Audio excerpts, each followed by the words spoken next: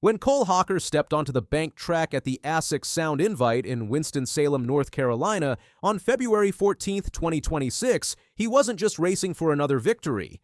He was about to shatter an American record that had stood for nearly a year and send a message to every middle-distance runner in the world.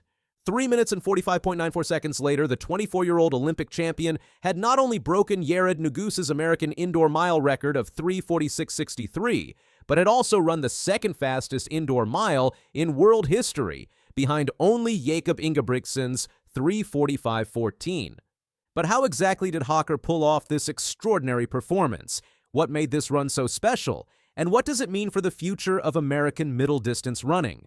Cole Hocker burst onto the global stage at the 2024 Paris Olympics, where he won gold in the 1500 meters with an Olympic record of 3:27.65. He followed that up by winning the 5,000-meter world title at the 2025 World Championships in Tokyo.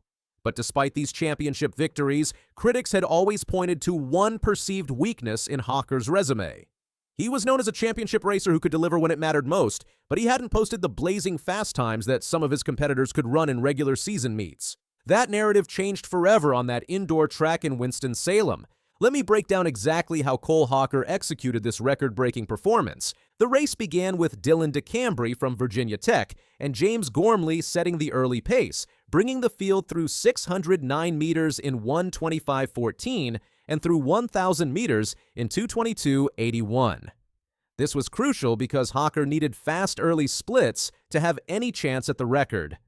But here's where Hocker showed his tactical brilliance. Instead of sitting back and waiting for his famous kick, he positioned himself perfectly behind the pacemakers. When the pacemakers dropped out around the 1,000-meter mark, Hocker didn't hesitate to take over the lead, with Vincent Chiate from Under Armour staying close behind. This was a departure from Hocker's usual sit and kick strategy. Rather than relying on his widely feared closing speed, Hocker showed he could push the pace himself, taking over when the rabbit dropped out and keeping the heat on. By 300 meters to go, Hocker had already broken his last competitor, Vincent Chiate, before he even unleashed his famous finishing kick. This is what separated this performance from a typical Hocker race. He wasn't just outkicking people in the final straight, he was running them into the ground with sustained speed. With 400 meters remaining, Hocker lurched forward and began to gap the field. The indoor track at the JDL Fast Track in Winston-Salem became his personal runway as he opened up a commanding lead. Now came the moment that showcased why Cole Hocker is considered one of the most dangerous finishers in the world. He closed the final 400 meters in 57 seconds. To put that in perspective, that's faster than many high school runners can run a single 400-meter lap from a standing start. His final 200 meters were covered in 27.34 seconds. That's sprinter speed at the end of a mile race. But what makes this performance even more remarkable is the context. This new indoor American mile record also ranks as the second fastest time in American history under all conditions. Only Yared Nuguse's 3:43.97 American record from the 2023 Prefontaine Classic is faster. After the race, track analyst Chris Chavez noted that we seem to trick ourselves before any race by thinking someone else other than Cole Hocker is the favorite. He's the clear favorite moving forward. He's the best middle-distance runner in the world right now.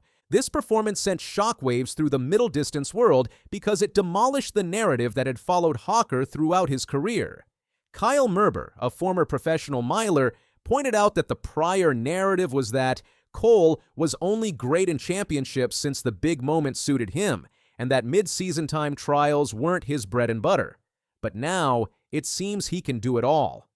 The most telling moment came immediately after the race. Merber noted how fired up Hocker was after the performance, wondering what the target was. Just the American record, or something even faster. What made this run so special wasn't just the time, but how effortless Hocker looked doing it. Observers noted that he just kept going faster and they wished there was another lap at the end, as it seemed like he had another gear if he needed it. To understand why this performance was so significant, you need to understand the broader context of American middle-distance running. For years, the United States has been playing catch-up to European and African runners in the mile and 1,500 meters. As one track writer put it, U.S. middle-distance fans, keep pinching yourselves. This is real, not a dream. Your dreams have become reality. After the race, Hocker himself acknowledged the significance, saying, "I think everyone was aware that I could finish a race really well in a championship, but I kind of am lacking those flat-out times in some events. And I feel like the mile today was one of those that I just had to hammer it." The performance also puts Hocker in incredibly exclusive company. With his 3:45.94, he became just the second man ever to run under 3:46 indoors, joining only Jakob Ingebrigtsen in that elite group. But perhaps the most impressive aspect of this record wasn't just the time itself, but when it came in Hocker's season. This wasn't a peak performance at the end of a long build-up. The race came just weeks after Hocker had won the Millrose Games 2-mile in 8:07.31, showing his versatility across distances. The depth of the field also added to the significance. In the same race, George Cootie from Virginia Tech ran the 7th fastest time in collegiate history with 3:52.02, while 16-year-old phenom Sam Ruth finished 7th with 3:52.46. When collegiate runners are hitting times that would have been American records just decades ago, it shows the incredible depth developing in American distance running. Looking ahead, this performance sets up some fascinating questions for the rest of 2026. With World Indoor Championships just over a month away in March, who is possibly going to beat him? After winning Olympic 1,500-meter gold, Hocker said he wanted to get stronger and run the 5,000-meter. He did that, winning gold at last summer's World Championships. Now he's proving that he can combine that strength with pure speed.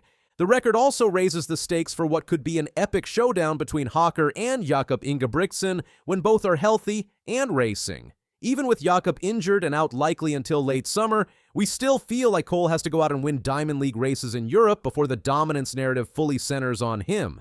But for now, Cole Hocker has answered every question about his ability to run fast times outside of championships.